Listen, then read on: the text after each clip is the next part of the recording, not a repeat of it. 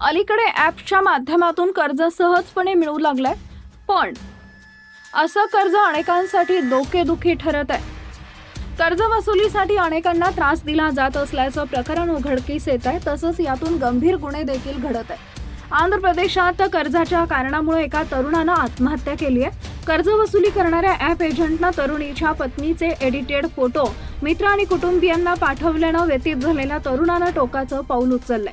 आंध्र प्रदेशातल्या एका तरुणानं 2,000 रुपयांच्या कर्जापायी आत्महत्या केली.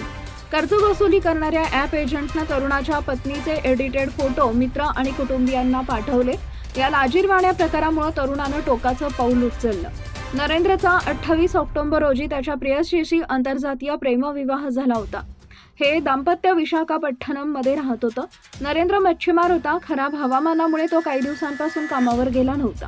त्यामुळे त्याची आर्थिक स्थिती बिघडली होती. त्यामुळे नरेंद्रनं गरजा भागवण्यासाठी एका ऑनलाईन ॲपवरून 2,000 रुपयांचं कर्ज घेतलं. काही आठवड्यानंतर ॲपच्या एजंटनं कर्ज परतफेडीसाठी त्याला त्रास द्यायला सुरुवात केली. त्याला शिवीगाळ केली. त्यानंतर आरोपींनी नरेंद्रच्या पत्नीची एडिट केलेली छायाचित्र नातेवाईकांना पाठवायला सुरुवात केली. त्या छायाचित्रांवर किंमत देखील लिहिली होती. ही छायाचित्र नरेंद्रच्या पत्नीच्या फोनवर देखील आली. त्यावर तिनं नरेंद्रला विचारले असता त्यानं कर्ज घेतल्याचं सांगितलं.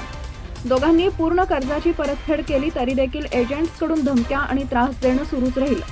काही दिवस ओळखीच्या व्यक्तींनी नरेंद्रकडे छायाचित्रांबाबत विचारणा सुरू केली. यामुळे नरेंद्रला धक्का बसला. तो अपमान सहन करू शकला नाही आणि त्यानं विवाहाच्या 6 महिन्यानंतर मंगळवारी आत्महत्या केली.